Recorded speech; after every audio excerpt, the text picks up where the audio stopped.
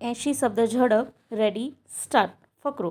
આ કામના આરોપી સામે ઈપી કોડ કલમ 279 304 MV એક્ટની કલમ 177 188 મુજબના ગુનાની ઇન્સાફી કાર્યવાહી આ અદાલત દ્વારા હાથ ધરવામાં આવેલી છે.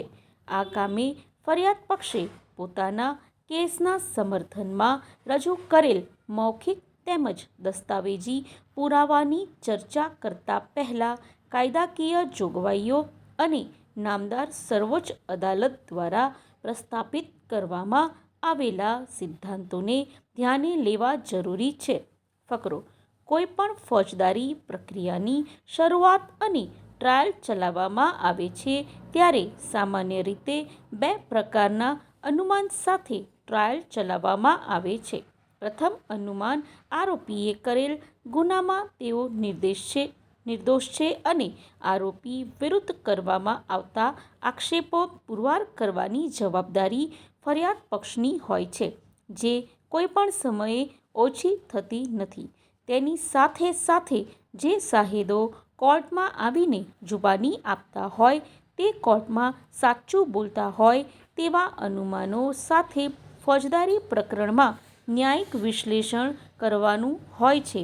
આપણી માનનીય સર્વોચ્ચ ન્યાયાલયે જુદા જુદા ચુકાદાઓમાં પુરાવાનું વિશ્લેષણ કરવા સંબંધે માર્ગદર્શન આપેલ છે.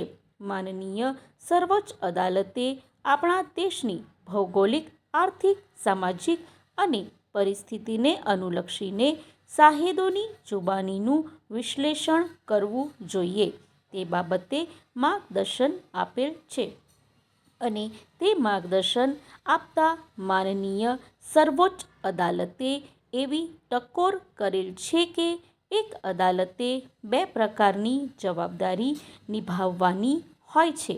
પ્રથમ પ્રકારની જવાબદારીમાં અદાલતે જોવાનું હોય છે કે કોઈપણ નિર્દોષ માણસને સજા ન થાય, પરંતુ તેની સાથે સાથે એ પણ જોવાનું હોય છે કે એક ગુનેગાર તેણે કરેલા ગુનાહિત કૃત્યમાંથી છટકી જવો ન જોઈએ. નામદાર સર્વોચ્ચ અદાલતે એવી પણ ટકોર કરેલ છે કે જ્યારે શાહેદ કોર્ટમાં જુબાની આપતા હોય છે ત્યારે તેઓ સામાન્ય રીતે સબળ મનોબળ ધરાવતા હોતા નથી અને કાયદાની આંટીઘૂંટીથી પરિચિત હોતા નથી.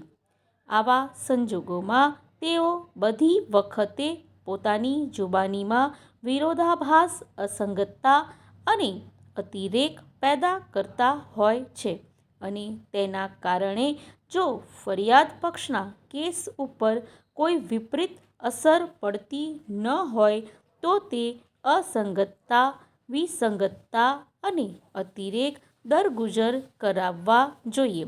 પરંતુ આવા અતિરેક અને વિસંગતતાના કારણે ફરિયાદ પક્ષના કેસના મૂળને અસર કરતા હોય તો તેનો લાભ આરોપીને મળવો જોઈએ. ઉક્ત કાયદાકીય સ્થિતિને ધ્યાનમાં રાખી હાલના કેસમાં મૂલ્યાંકન કરવામાં આવેલ છે. ફકરો. પુરાવાના અંતે ફરિયાદ પક્ષ વિદ્વાન પબ્લિક પ્રોસિક્યુટરની N.L. સુખવાળાએ આ કેસમાં રજૂ થયેલા સમગ્ર મૌખિક અને દસ્તાવેજી પુરાવાઓ પર કોર્ટને લઈ જઈ રજૂઆત કરેલ છે.